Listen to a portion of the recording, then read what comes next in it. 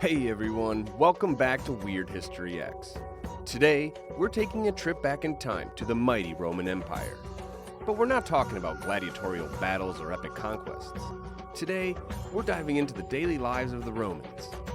You might think you know what life was like in ancient Rome, but trust me, there are some things these toga-clad folks did every day that would leave you absolutely shocked. Can you imagine waking up every morning and doing things that seem completely bizarre to us today? Well, buckle up, history buffs, because we're about to explore some seriously strange Roman rituals. Life in ancient Rome was vastly different from our modern world. They didn't have things that we take for granted today, like electricity, running water, and of course, no internet. To truly understand these ancient customs, we need to step outside our comfort zone and appreciate their unique culture. Take something as simple as getting clean.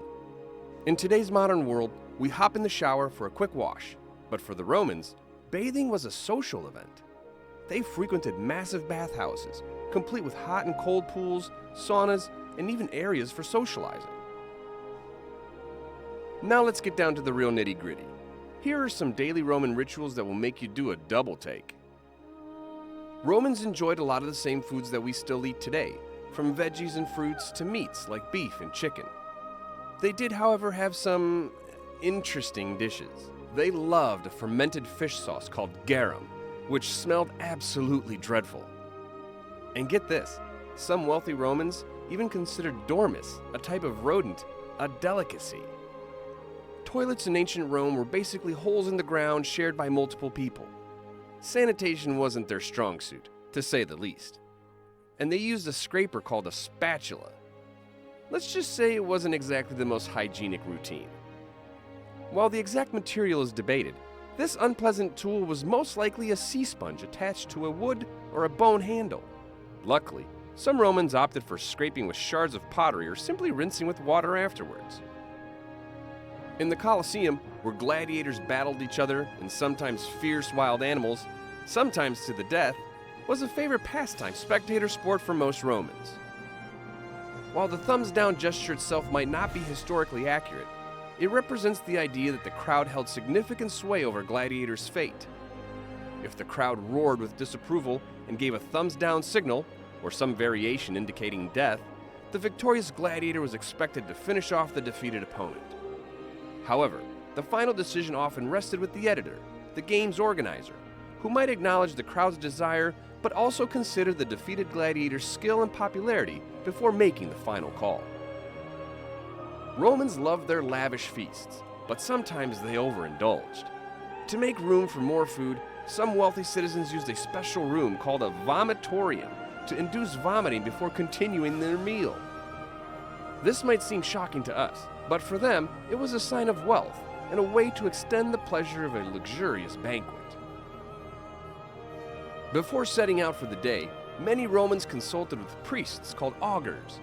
These augurs would interpret signs from the natural world, like the flight patterns of birds or the conditions of animal entrails, to predict the day's fortune. If the omens weren't favorable, Romans might even postpone important activities. Romans were incredibly superstitious. They wore amulets for good luck, avoided unlucky days and omens, and even believed certain bodily functions could ward off evil spirits. Spitting on someone or something was thought to bring bad luck away, while a sneeze at the right moment could be a sign of good fortune. Alright, I know you're dying to know the absolute strangest thing Romans did every day. Romans had this thing called patrona-client relationship, where wealthy patrons offered protection and favors to less fortunate clients, who in return provided loyalty and services. While most repayments were done in the form of money or military service, there was one particularly strange form of payment, though not super common, called cliens depilatus.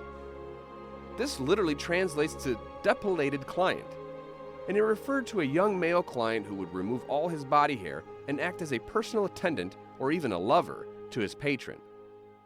This practice, rooted in some Greek traditions, was frowned upon by some Romans but did exist, highlighting the sometimes exploitative nature of the patron-client system. From questionable hygiene to unexpected greetings, daily life in ancient Rome was a world away from our own. It's a reminder that cultural norms can be incredibly diverse, not only across geographies, but time as well.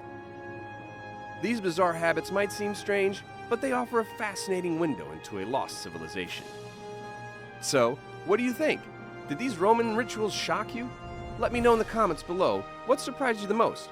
And don't forget to subscribe for more mind-blowing history dives.